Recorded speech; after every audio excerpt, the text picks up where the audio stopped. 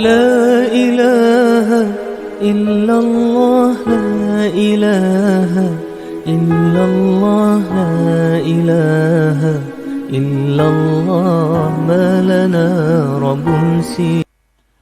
Dampak bagi yang mengeluarkan zakat si muzaki juga dibagi oleh Yusuf Qaradawi dalam dua.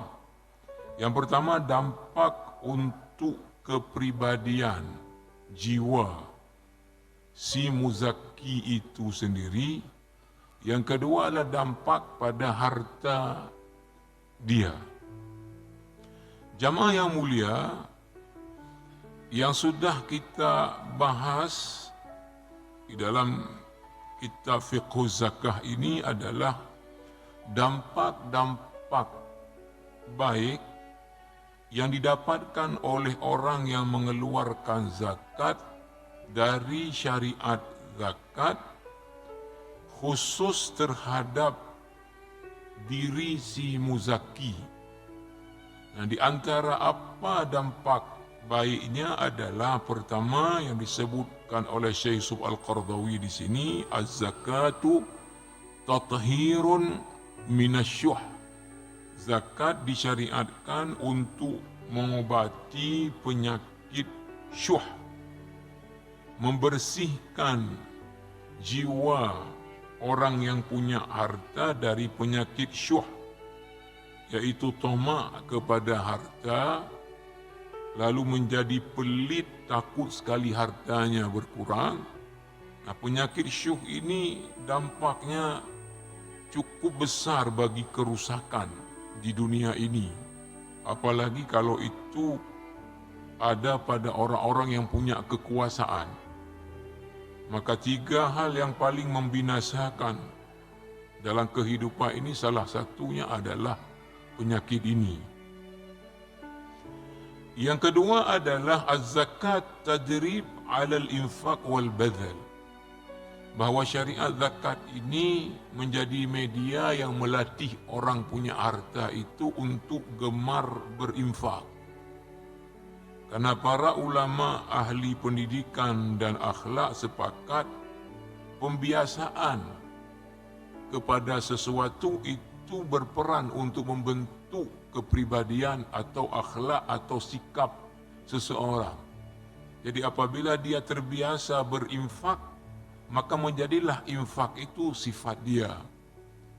Dan sudah disebutkan oleh Syekh Yusuf Al-Qaradawi bahawa ciri orang yang bertakwa itu mesti salah satunya adalah dia orang yang gemar berinfak. Bukan saja dalam keadaan dia lapang, bahkan dalam keadaan dia sulit pun dia berinfak. Kemudian yang berikutnya adalah apa? Melalui syariat zakat, si muzaki itu didorong untuk berakhlak dengan akhlaknya Allah. Apa akhlak Allah?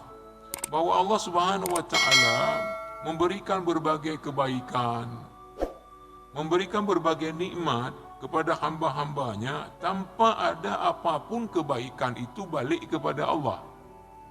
Maka inilah yang diharapkan juga ada pada diri orang-orang yang beriman, yaitu apa? Memberikan kebaikan-kebaikan kepada orang lain tanpa mengharapkan ada kebaikan orang itu kepada dia. Ini salah satu daripada akhlak Allah yang ditanamkan oleh syariat zakat. Yang berikutnya, az-zakatu syukurun li ni'matillah.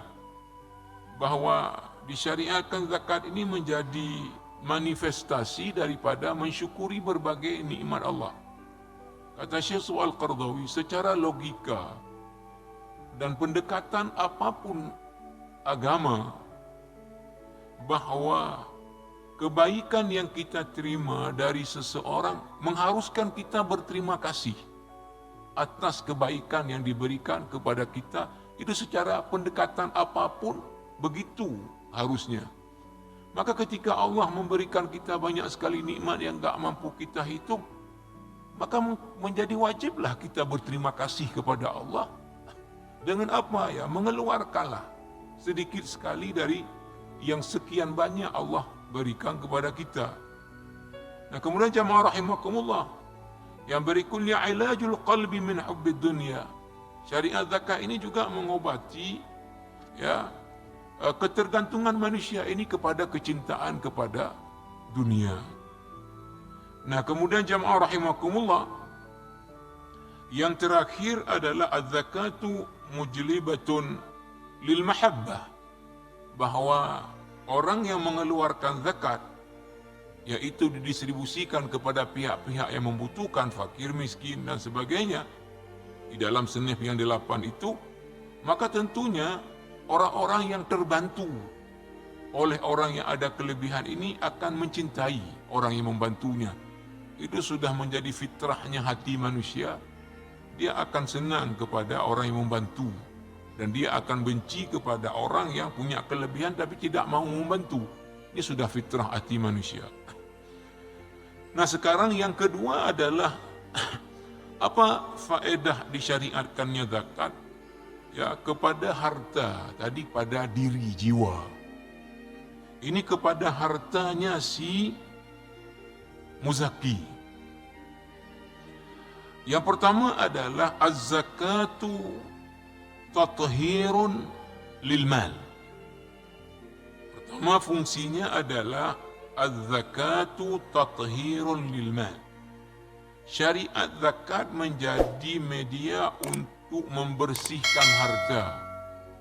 Tapi perhatikan, ya, bukan membersihkan harta dari pendapatan yang haram. Nanti Qardawi cukup tegas setelah ini menyampaikan bahawa apa yang dimaksud dengan membersihkan harta.